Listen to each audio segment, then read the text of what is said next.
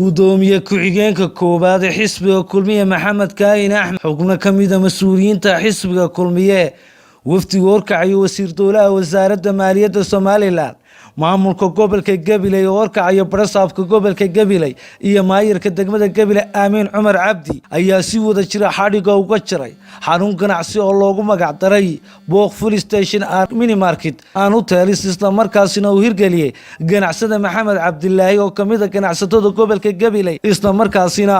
ganacsatada ugu taageer leh gobolkani Gabiley waxaana gooreenba halkaasi aad la kooban ka jeediyay Maxamed Cabdilaahi mulkiilaha Booq Full Station isla markaasina ka waramay guud ahaanba adeegadan uu soo kordhiyay ganacsigiisa isagoo halkaasina xukuumadda ugu mahad celiyay furitaanka ka soo qaybgalka xarumahan cusub ee uu maanta hirgeliyay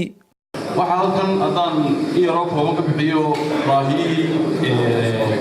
kalifay inaan hoteelkan aan maanta furno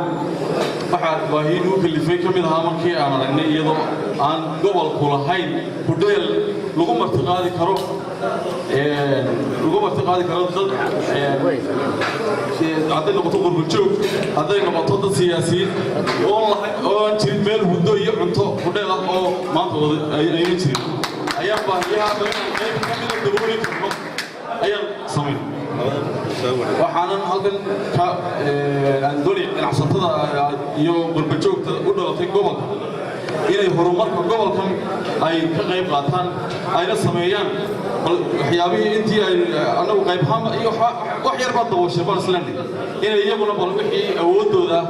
ay ka qayb qaataan horumarka gobolka aad ayaan u soo dhaweynaynaa anigu qaaday afar ganacsatada gobolka Gabiley aad u soo dhaweynaynaa ganacsadaha daayar meesha la dhisay baan nimanko waxay lahayn nimankii dhisayay ustaadadii looma dhoofine dalka laga helay looma dhoofine dalka laga helay waxa sidoo kale halkaasi aad la kooban ka jeediyay maayirka degmada Gabiley Aamin Cumar Cabdi barasaabka gobolka Gabiley Xamse Maxamed Cabdilaahi iyo qaadiyo waxgarad kala duwan oo horkacaya Maxamed Cali Bile iyo Suudaan Ibrahim Jaamac Samad oo dhamaantoodba soo dhaweeyay ganacsigani maanta laga hirgeliyay magaalada Gabiley sharaf iyo qiimo bay loo tahay inuu Ilaahay ugu simay hoteelkan aynu maanta u qalano iyo ganacsigan qiimaha leh aynu maanta ku barakaynayno Ilaahay subhanahu wa ta'ala ugu mahad celinayna waa sharaf iyo qiimo iyo karaamo soo korodhay gobolka Gabiley waxaan leenahay ugu horeyn Ilaahay ha barakeeyo hoteelkii ugu horeeyay noociisa wax badan buu isugu jiraa kaalintii supermarketkii hudadii cuntadii qortii markii ugu horeysay Gabiley laga sameeyay marka koobaad waxaan u mahadnaqaynaa mulkiilaha inoo sameeyay madashan quruxda badan leh ee ku soo korodhay fagaarayaashii quruxda badnaa ee gobolka Gabiley waa u ducaynaynaa Ilaahay waxaan uga baryaynaa inay noqoto meheradii barakowda waxaan kaloo halkan ka ballan qaadaynaa haddii Allah awoodda leh ogolaado xafladda dabaaldega guusha xisbiga kulmiye ee madaxweynaha jamhuuriyadda qaranka Soomaaliland haddii Ilaahay yiraahdo inaan halka uga dabaaldegno Maxamed aad iyo aad baan ugu mahadnaqanaa inuu maanta ku soo kordhiyo gobolkii Gabiley magaalada Gabiley hotel casri ah oo wax walba iskugu jira waxa kaloo sheegaya waxaan ogeey ma sheegaya Maxamed hotel oo kaliya soo kordhin Gabiley ku soo kordhin wuxuu ku soo kordhiyay inay magaaladu u fido tarifyada magaalada isaga kooka ku faraxsanahay in kala soo qayb galno xafladda lagu furayo hoteelka Booq marka anagu waxaan rumaysanahay in markii horeba Gabiley ay ahayd xarunta dhaqaalaha dalka haddana maanta hoteelka Booq waxa uu tallaabo koowaad u yahay in maalgelin badan timaado in ganacsi badan ku dhiirato in horumar la gaaro waxaan leeyahay maanta wadan halkan taagnaa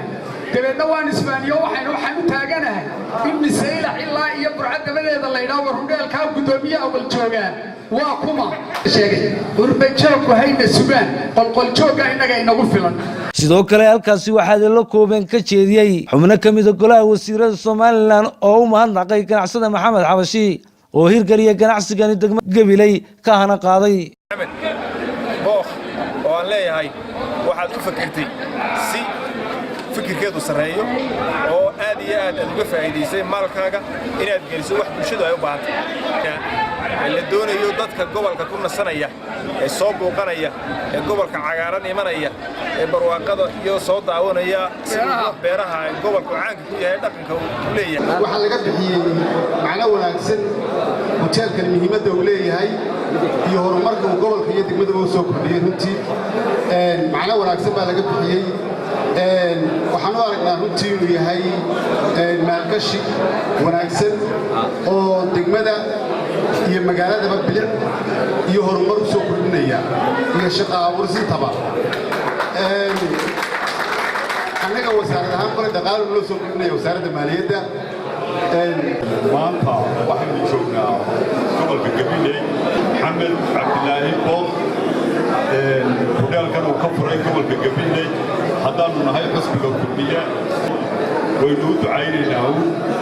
maxamed kaahime axmed gudoomiye ku-xigeenka koowaad ee xisbiga kulmiye ayaa halkaasi reer gabilow ka mahadnaqay ganacsiga tartarta leh ay sameeyeen isagoo ganacsatada gobolkana ku ammaanay maalgelinta ay ku samaynayaan gobolka ogani anigu intii hore xadhigga aan ka jarayena waan sheegnay aad iyo aad waxaan u hambalyaynayaa mulkiilaha hudheelka ka sameeyey magaalada gabiley oo runtii xagga dhaqaalaha iyo xagga bilicda magaalada intaba qayb aad iyo aad u waxaan ku dhahdaa inay ka samaynayaan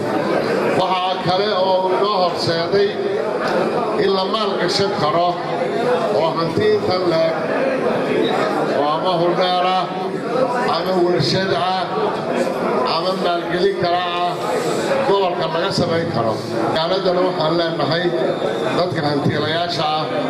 dadka baac mushtariga ah dadka qurbajoogka ah waxaan la maalgeliyo